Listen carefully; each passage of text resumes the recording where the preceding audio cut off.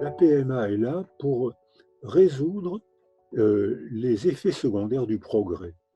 Avant l'ère industrielle, les femmes mouraient très jeunes, avec des grossesses, elles mouraient souvent en couche.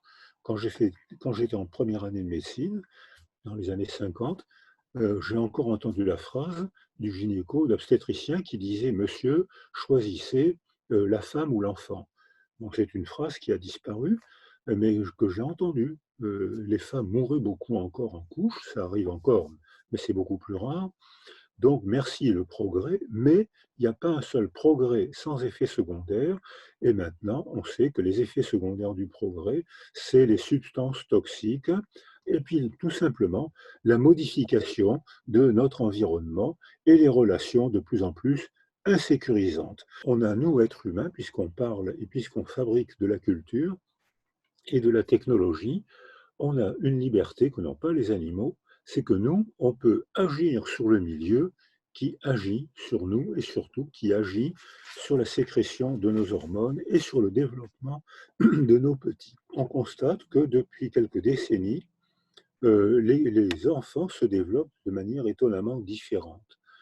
C'est-à-dire que la température du corps humain est en train de baisser, on se rend compte avec le virus, c'est que elle était de 37,2 quand j'étais enfant et aujourd'hui la norme est de 36,8. On voit que, pour montrer que la taille, donc la sécrétion des hormones de croissance, donc la mobilisation de l'homéostasie des hormones est stimulée par l'organisation du milieu et des relations. C'est-à-dire que lorsqu'on a une bonne relation sécurisante avec sa famille et avec sa culture, on sécrète nos hormones au mieux de notre promesse génétique, et lorsque le milieu affectif et socioculturel est difficile, mal organisé, par la précarité sociale, par les conflits parentaux, les enfants maltraités sont de petite taille, les conflits parentaux, ou par une précarité sociale, ou par un effondrement économique, ou par une guerre, ou par un virus, eh bien, à ce moment-là, on voit que les enfants sécrètent moins d'hormones, que les femmes enceintes sécrètent pas tout à fait les mêmes hormones, et que la morphologie et les comportements qui s'en suivent changent. Or, il se passe actuellement un phénomène culturel que vous connaissez mieux que moi, c'est la stérilité. Je crois qu'à peu près au moins 10% de notre population est infertile. Et que je crois que les hommes actuellement, en quelques décennies, sécrètent 50% de spermatozoïdes en moins. C'est-à-dire que, est-ce qu'on peut parler de déclin du sexe? Je ne parlerai pas comme ça, je parlerai d'adaptation de la fonction sexuelle à un nouvel environnement. Et ce nouvel environnement, c'est la sédentarité. On voit que l'âge de la première maternité, c'est 31 ans en Occident, donc c'est un corps, la niche utérine est âgée, c'est une niche utérine d'une femme de plus de 30 ans. Le père, c'est un homme de 34-35 ans. Intellectuellement, ils sont mieux développés, mais physiquement, ils sont plus âgés. Donc on commence à penser à la médicalisation des grossesses et même à la médicalisation des premiers mois de la vie. Est-ce que c'est ça qui explique la diminution de fécondité? Je pense que c'est la modification de l'environnement qui fait ça, le tabac, l'obésité, les bisphénols et surtout la sédentarité. Donc, on assiste aussi à une révolution culturelle parce que ces modifications biologiques sont modifiées par nos valeurs. La nouvelle valeur, c'est l'école. C'est l'école. C'est plus avant, c'était le sang bleu des aristocrates, alors que les gens du peuple, les femmes avaient mouru en moyenne à 36 ans, après 13 grossesses et 4 enfants qui arrivaient à l'âge adulte. La condition des femmes, qui n'est pas toujours facile aujourd'hui, ben, elle n'était pas plus facile hier. Et maintenant, on voit apparaître des pubertés précoces. Chez les filles, c'est facile à repérer. On voit apparaître des pubertés, la courbe monte rapidement chez les petites filles de moins de 10 ans. Que fait une petite fille qui a des règles à 8 ans? Est-ce que c'est associé à un désir sexuel? Chez les garçons, la puberté précoce est clairement associée à des désirs sexuels. Qu'est-ce qu'ils en font à 12 ans? Qu'est-ce qu'ils en font? Qu'est-ce que fait une petite fille? Est-ce qu'elle peut comprendre ce que signifie une relation sexuelle à 8 ou 10 ans. Donc ça pose des problèmes éthiques. Et puis maintenant, on voit apparaître aussi des phénomènes de surpopulation. Il y a des quartiers où il y a une surpopulation, c'est là où se développe le virus. C'est pas dans les quartiers pauvres, c'est parce que c'est dans les quartiers pauvres qu'il y a une surpopulation. Mais dans le Cantal, en France, qui est très pauvre et où il y a des maisons espacées, il n'y a pas de surpopulation. Et dans ces quartiers très pauvres, il n'y a pas de virus.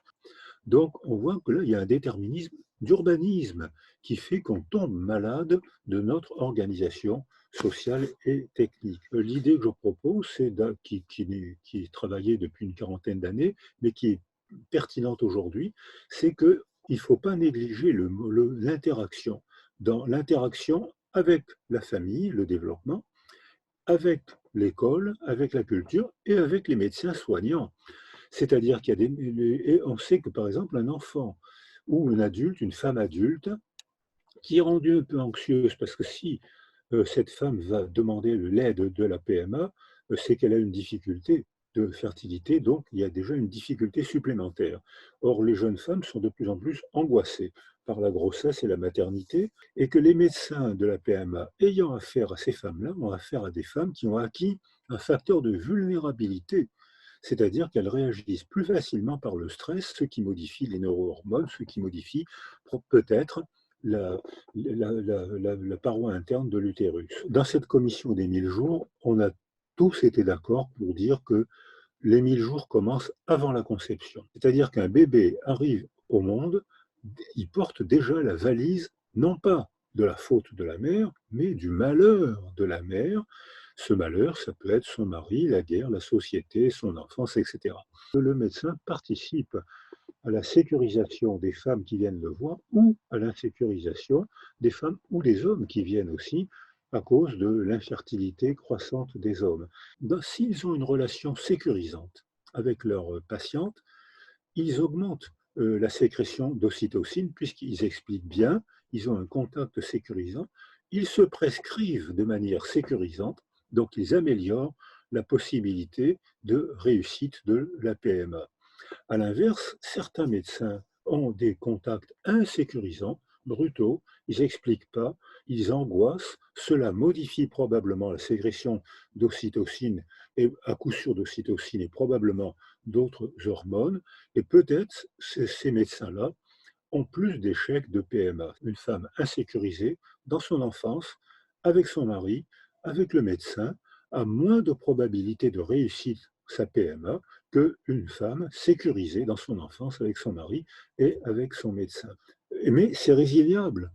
La définition de la résilience, c'est la reprise d'un nouveau développement après le traumatisme. Le bébé est traumatisé dans l'utérus. Si on s'en aperçoit à temps, on sécurise la mère, on sécurise le bébé, comme l'a fait mon ami Shaoul Harel à Tel Aviv, et on voit les altérations cognitives disparaître très rapidement. Le cerveau, ça, on le photographie en neuroimagerie. On le photographie. Les atrophies du système limbique et les atrophies bifrontales sont très faciles à voir. Mais dès qu'on sécurise la mère et le bébé, la reconstruction cérébrale commence très vite chez le bébé, moins vite chez la mère et encore beaucoup moins vite chez les personnes âgées.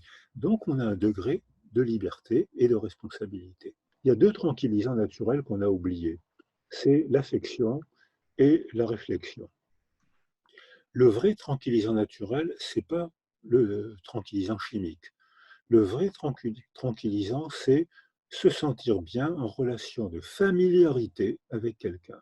Je me sens bien avec lui, avec elle, je n'ai pas besoin de prendre de Temesta. Mais notre société hyper technologique a inventé le tranquillisant chimique pour compenser une société du sprint, de la vitesse, où les enfants sont de plus en plus anxieux. Donc on voit qu'il y a un déterminant culturel énorme sur lequel on peut agir. Et la compréhension, le besoin de comprendre est un excellent sécurisant, tranquillisant. On voit que les enfants, quand ils ont peur, qu'est-ce qu'ils font? Ils prennent un papier, un crayon, ils dessinent ou ils jouent. Quand je travaille dans les pays en guerre, à quoi jouent les enfants? Ils jouent à la guerre. Quand je travaille, j'ai été invité à Tokyo. Il y a des tremblements de terre toutes les nuits. À quoi jouent les enfants? Aux tremblements de terre. Et ils s'amusent beaucoup, mais en s'amusant, ils apprennent à contrôler des comportements, à se sécuriser parce qu'ils ont une conduite à tenir en cas de guerre, en cas de tremblement de terre. Donc ils ont une conduite à tenir et ça les sécurise. Et le fait d'expliquer, le fait de chercher à comprendre dans une relation d'attachement sécurisant est un tranquillisant naturel et culturel. On démontre qu'un enfant qui a été sécurisé au cours de ses 1000 premiers jours fait partie des enfants bien partis dans l'existence.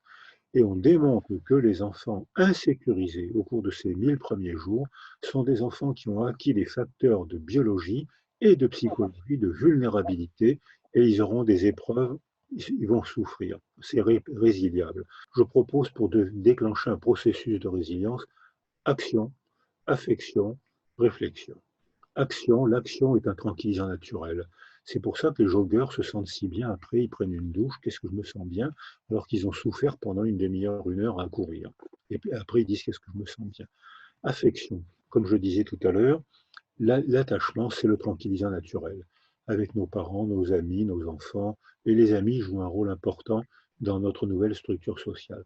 Réflexion, comme je disais tout à l'heure, comprendre, c'est vraiment maîtriser l'agresseur, le virus, c'est vraiment savoir la conduite à tenir qu'il faudra opposer pour déclencher un processus de résilience.